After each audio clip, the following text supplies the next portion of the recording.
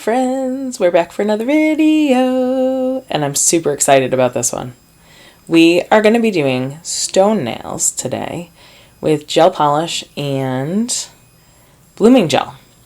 So I wanted to experiment with this. So we have a whole bunch of stones from my collection, because I'm a stone girl, and I wanted to see if we could create some of these looks with blooming gel, because for years now I've been trying to do this in a way that is effective for me as a nail technician, mostly because they take a really long time to do, and it's challenging, right, to have that amount of time and also make it cost effective for your clients.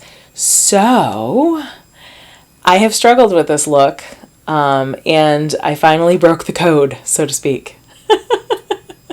And I was so excited because blooming gel allowed me to do a whole lot of work quickly and easily without having to spend a ton of time on each finger. We are going to start with rose quartz. So we're going to be doing a bunch today. This video, you can skip forward and back however you want to do it, but there are 6. There ended up being 6. There were supposed to be 5. There are 6 different stones that I did using blooming gel and a variety of colors. All of the colors are listed in the description. By the way, while you're there, don't forget to like and subscribe and share. Please share. It helps my channel grow. And I appreciate all of you that keep coming back to watch more, because it encourages me to do more and explore more and experiment more. So what am I doing? Let me focus here on what I'm doing. There's plenty of time in this video to tell you all about other things, but let me focus on what I'm doing. So right now I've put a couple different colors out on my palette. I have put a thin coat of blooming gel. Underneath each of these nails, I did do a base coat of color so that I had something to build off of. This also helps to give it kind of a 3D effect. So I put, in this particular case, I used an OPI color. I can't remember the name of it. It's not bubbles, but something like that. Anyway, I cured that for about 60 seconds, pulled it back out, and now I'm layering. So what I did is I put a really thin, and I do stress this, thin coat of blooming gel. Don't get excited and put a big glob, because it'll not be what you want it to be for stone looks. Because you want it to bloom, but you don't want it to bloom too much. So once I got the colors on there, oh, and I'm switching already. See, we're going to go back and forth. So we're going to flip-flop back and forth while I'm curing things. So while I am curing that, I'll get back to that. We're going to do malachite next. We're going to do another round with the rose quartz. But you're basically layering in colors sort of think about striations in the stone. So you're layering colors in different blobs. And then we're going to be swirling these. So I used different techniques for different stones. In the quartz, I used a lot more of that lining effect, because that's what you will see is sort of a base color and then lines through it. With the malachite is very stripy. It's very, how do you say that? It's got like swirls and almost circles in it. And depending on the piece that you're looking at, it can look really different. So I went ahead and put some circles. I put the blooming gel down first, then put some dots in. You watched me do that. Now I've mixed my white with one of my darker greens to just get a mid-tone green, and I'm just kind of dragging that through the blooming gel. You'll see I did a lot of dragging through the blooming gel, which was really interesting, especially I've done blooming gel with marbleizing. And so that's what got me thinking about the stones, right? And stonework, and can we make it look like stone using blooming gel? And my theory was if I could marble with blooming gel, I could make stonework with blooming gel. And you can. Obviously, I did 6 of them. I'm going to do some more at some point too, because I had so much fun actually doing these. These were just so much fun. You do want some pictures or some stones handy when you do these, because it can really help to understand what the stone actually really looks like. And you can see right now it's very freeform. It's very artistic, just like you would do if you were doing it with paint. But, well, I mean, we are doing it with paint, but I am using a little bit of Madame Glam's gel paint also, just so you know, because that's a little bit off screen. The pot is a little off screen from where I am. And that is emerald, I believe. And I'm just layering. Sorry, there was a lot of ums in there. I'm layering colors and swirling colors so that you get that blended stripe, but also like almost like stripes into the nail, but also some spots where it's almost circular. What I discovered is that freezing the blooming gel for 30 to 60 seconds and then doing another small layer of blooming gel will help you to get more of a 3D effect, a dimensional effect, which was very cool. The next stone we're going to be doing is amethyst, and there's the amethyst that I used to sort of create this amethyst. It's a little bit darker than what I came out with, but I still really liked the results. I am showing you as much as I can which paints I'm putting down on the palettes, and at the end we're going to have a whole lot of paint on this palette. Again, I have a base color, so this one is Wisteria Haze. It's a creative nail design paint. And I'm using a brush that is a liner brush, but it's kind of a used up, beat up liner brush. So it's a little scruffy. And I was liking that for the stone effect because the one thing you do not want with a stone looking nail is perfect lines. You sort of want it to be fuzzy and a little irregular. And this brush just helped me to not be too neat with my work so that things would run into each other. Now, something to note is I have not yet cured the malachite or the rose quartz. So one of the things with blooming gel is you have to let it bloom, right? If you freeze it too quickly, then it will stop blooming and you won't have any more of that color running together. So as I'm layering some of these other nails, and this is a good point for the salon too, as you're layering the other nails, it's okay that your ones that you just did are blooming. What you are going to run into, I feel like, the thing I would caution you against is I would do the 4 and 4 and then do the thumbs separate, because if you don't, your thumb will probably not have enough time to bloom before you put them in. The other thing you could do is do 2 or 3 nails at a time and then work on the other hand and then go back to your original hand. That way you're allowing time for the nails to bloom without over blooming. That's the tricky part. There's a fine line between too much bloom and too little bloom. So you got to keep watching those other nails as you go. You can't see them in the shot, but they are just off of the camera. So I'm able to kind of watch what those are doing while I'm continuing to bloom with a new nail. So again, there you go. Now I have cured these 2 because they had bloomed enough. My amethyst is still sitting. It has not bloomed fully yet, so I've not put it in. So I did just put another small coat of blooming gel on top of this. And I say small because it really was almost like a dry brushed coat at this point. And those of you who have ever done dry brushing, you know what I'm talking about. And what I'm doing now is going over the top to put some more veins in that are a little bit more pronounced, because usually with rose quartz you will see the veining. Depending on the color of the stone, some rose quartz are lighter, some rose quartz are darker. I chose to make mine a little bit darker just because I wanted to be able to really kind of see the effect. But you could certainly do this with an even lighter pink polish. The thing with a lighter pink polish and rose quartz, just so you know, is that you will get a lot less detail. So it just depends on what your client wants. If your client wants more of a softer look, go with a lighter pink. If your client wants more of a striation and they want to see that look, then definitely go this way. Go with... So you're going to see what I'm doing right now is using alcohol on the pad in front of me. I just put some alcohol down. And I'm using that just to sort of further dilute that white line a little bit and cause it to bleed out a little more. And then I'm taking some of that darker pink and crossing over those lines to break them up so that they're not too perfect. Again, The thing with stone is that it's so irregular. It's so imperfect. And sometimes our brains as humans try to perfect everything, and it makes it difficult.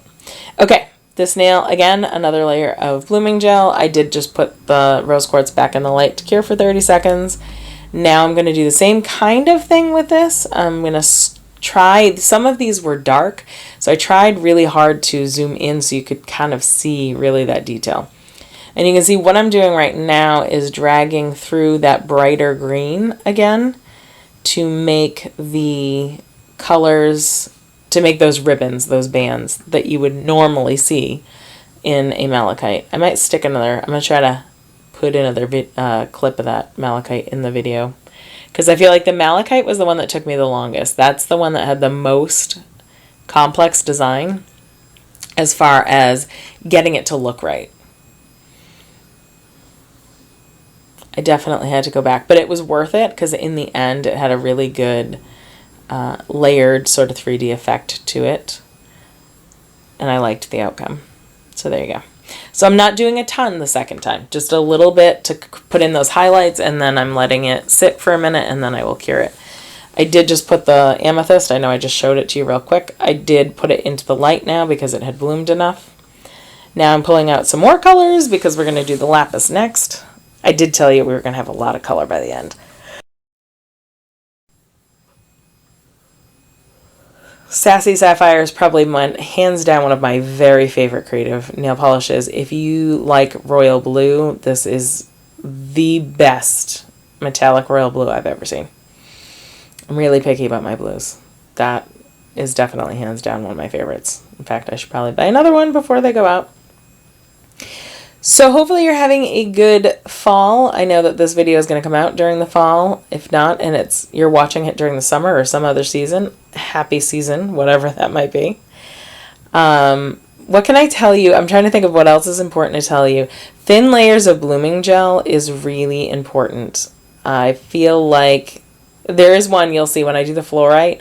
I get a little bit heavy with that blooming gel, which actually ended up working for that particular nail, but it does make the nail kind of gloppy, and you don't really want the nail to end up with a heavy bubble of gel polish anywhere. So there's 3 nails done. You can see in the back, those are all cured. I have not top coated anything yet because I'm going to finalize those at the end, but I put them there to sit, and I wanted to show you that they were done. The lapis one, we are going to be using a glitter blue, some gold that is like a chrome metallic, and also some glitter gold. And we're also going to be using some more of that Sassy Saphire and a darker Aurora, which is a green. The reason why is because if you look at lapis, lapis has a lot of inclusions in it. Not inclusions, I'm sorry, other minerals. Inclusions are a different thing. It's another mineral. They have other minerals in them. So oftentimes you will see speckles of red, speckles of green, speckles of like a gold, almost like a pyrite color, which is why I pulled out that gold. Sometimes you even get more of a true gold speckle that almost looks like a sparkle. So that's why we're using the sparkle as well. So what I'm doing is just dabbing in almost as if you were going to marbleize. So when you marbleize with blooming gel, you sort of just add messy blobs everywhere and then use your brush to sort of meld them together, or at least that's how I do it. So that's what I'm doing. And then I just dragged my brush through each of those areas to give it, a little bit of blending.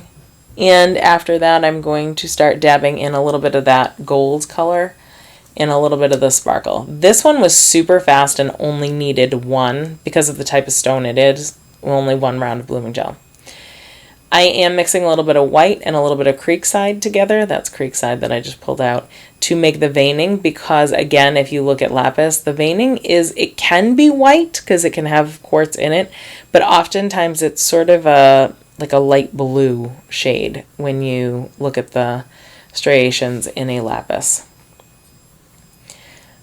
And that is it. I pulled it up as close as I could so that you could get a better look at it because it's a dark nail, so it's a little bit hard to see. So there you go. Now we've got 4 out of the 6. I can't count. Done. Next, we're going to do the fluorite. So I told you about the fluorite earlier. The fluorite this was my most challenging stone nail yet. And the reason why is because fluorite is very translucent when you look at it, and I'll show you a picture in a moment of what we're using as a model. And it also can have a lot of shade variations. So it can go from anywhere from very stripy to very muted, and it can go from very light green bands with purple in it to having, there's like a lighter shade with purple in it, to having dark like that, where you have very, very intense teals and purples. I'm using Lost Labyrinth and Video Violet, and I'm going to be using a whole bunch of other colors from the palette that we already have out, which actually worked out really well. So I put one coat of white, the Lily, I think it's Lily Scent or something like that. No, not Lily Scent. I don't remember. It's a Lily something. Lily Lily? Something like that. Okay. Anyway, moving on. I'm going to start by banding out some shades of purple, and then I will get into some green and some teal, and we're going to need multiple layers for this one because of the type of stone it is and the translucence. And I was sort of fighting with it. Like I said, this was my most challenging one to do, which was a lot of fun, but it was a challenge. And I wasn't really happy with the first round, and so I went back in and put a second round.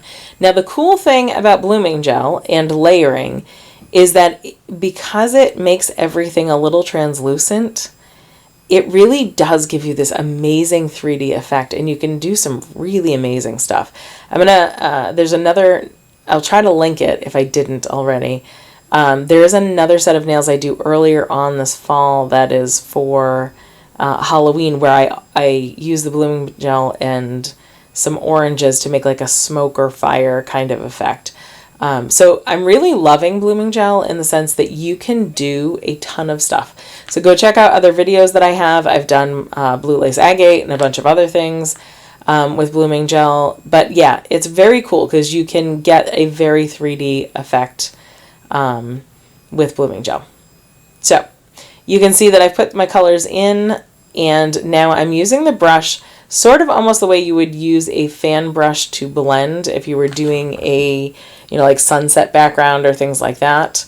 And I got it to do, to kind of blend in enough but still be stripy, because fluorite really is kind of stripy. And it's very, typically very straight sort of bands of lines. They're a little wavy, but they're not, like a malachite, there are clear delineated lines. So I'm letting that bloom. While I'm letting that bloom, we are going to do a garnet nail. So a friend of mine, I said, what else should I do? And she said, this is Bordeaux Babe that I have on my hand. She said, do garnet. I said, garnet. Okay, so garnet doesn't have a whole lot of striations in it, and it doesn't have a lot of inclusions. And it's transparent, but how am I going to show this? And I was like, okay, all right, let me think about this. So one of the things I noticed when I was looking at garnets that I had and rough cut garnets is that garnets, before they're cut for jewelry quality, typically have, this is the blob I told you about.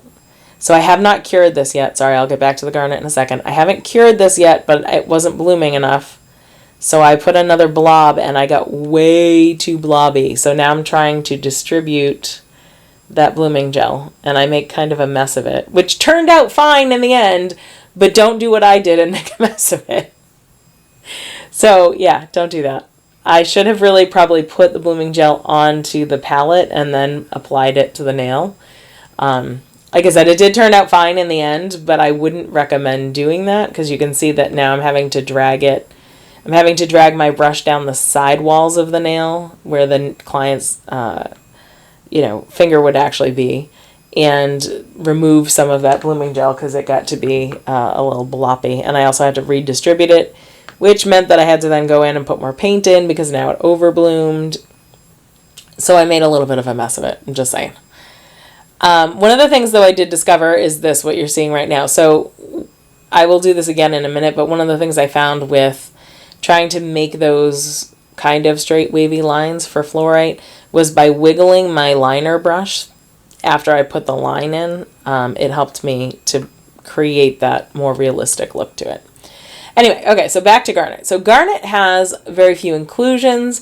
So what I did is I put 1 coat of Bordeaux Babe down and left it because I wanted kind of a jelly-like look, right? I don't want the nail to be fully opaque. Yes, opaque's the word I want.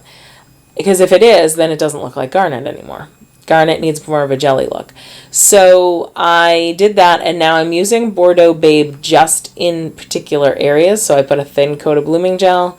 Now I'm putting stripes of Bordeaux Babe and a little tiny bit of the chrome gold. And I'm making a little bit of striations through that with the chrome gold. And this is more Bordeaux Babe. Oh, I was going to put it down and then I decided not to. Because, I think I do in a second. Oh, no, I'm sorry. Like, what am I doing here? I have no idea what I'm doing here. Yes, I do. I was looking at different colors because I was hoping to find one that worked. So I put down a little bit more of that's not Bordeaux Babe. I put down Crimson Sash, and I'm also putting down Ruby, which is the 40th anniversary. I do not believe you can get that anymore. But any red, like Ruby Pumps, any of those will work for you. The reason why is because I now needed to make some darker sections to the ruby because, of course, again, if you're looking at real ruby, it is not all the same depth, right? It has different color depths, and so I needed to create that on the nail. So I put some darker red with that jelly, which is a little hard to see. And then I'm going to go in and just add a little bit of gold to it after, I believe. But we're back to blooming gel number 3. The first 2 coats I didn't cure. I'm going to add a little more Last Labyrinth in here to create a little bit more of that teal. Because then when I put that white in, I lost it a little bit. I'm going to mix a little Creekside and I think that's Saphire that I just picked up. And this is where I really start to wiggle the lines. You'll see this a lot for the next minute or two. But what that did, as you can see, is it gave me the ability to create a softer line. So if you look at Fluorite, oftentimes the lines are sort of hazy and blurred together. So then I put some white back in because that's another thing you see a lot is like these little bands of white in Fluorite. And I'm just wiggling my brush through to, again, give it more of that softer, wiggled out line so it's not as pronounced. Because unlike the rose quartz where you see a specific vein, right, or veining, Fluorite is more layers or lines that sort of bleed together. This will be our last round also with the Fluorite. So most of these nails require 2 layers of blooming gel and 2 layers of paint to make them, really look that kind of 3D and also really finish that stone look off. If you have not checked out some of my other videos, I also have a series right now on fall winter trends for 2023, which include frocking glitter, I believe it's called, where it's almost like a velvet or a textured glitter. It's interesting. And then metal bits are also another big look right now, so you can check that out. And charms is another one. Okay, here we go, back to the Garnet. Again, remembering because I have to wait for the blooming to happen, I'm switching back and forth a lot. And I apologize if that's making you cuckoo, but it is what it is. This is what stone and stonework is really like in the salon too. So I'm going in and just layering again, and here comes that chrome metallic gold, and I'm using that very thinly, is that a word? Yeah, thinly, I guess. In thin lines, there we go. I can't talk anymore. And I'm making just little bits and then crossing them over with that darker color that I already put in, because again, the blooming gel is functioning right now because I have another layer on. And this is what it looks like. So just very subtle. So if you have a client that wants a stone look but wants it soft, things like a soft version of rose quartz, garnet, sapphire, I'm trying to think of some of the other ones that are very soft. You could do a really soft marble with like black and white, that kind of thing, would be good. Even the lapis one might be nice for somebody who wants a little bit of a, a more muted stone look. Your bolder ones would be, things like fluorite and malachite, marbleized. Even the amethyst one is somewhat bold. So what am I doing now? I am adding a little bit of gold to the malachite. You do see this once in a while. It's not super pronounced, so I'm only adding a very little bit of gold to my striper brush, and I'm using a finer striper brush to do this part. And I'm just adding little, so it almost is like little touches, just a tiny hint. And you'll see that at the final picture at the end. You'll see that is the case. I just stuck it to my finger, which is always fun. I'm going to put just a touch, I think, a touch of white on the rose quartz, just to highlight a couple of quick little bits. Yep, I am. And then I will put a little bit of more blooming gel. Ha ha ha ha ha. This one had 3 layers, it did.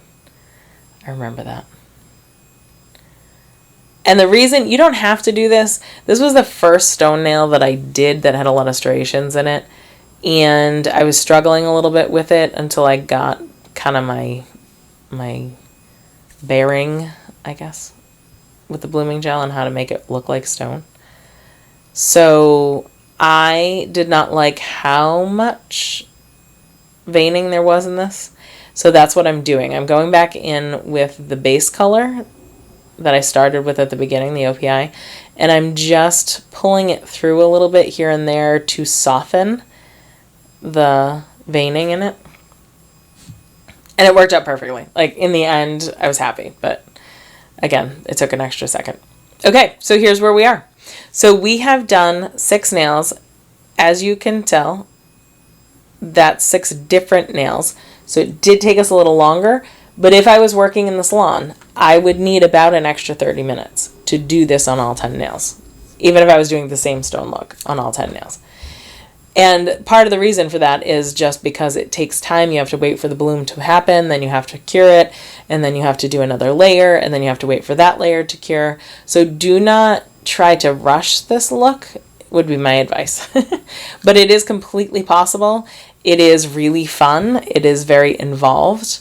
But for your clients that really like to go out and show off some fun nails that are something different than everybody else is doing, they're great. And really they are a lot of fun.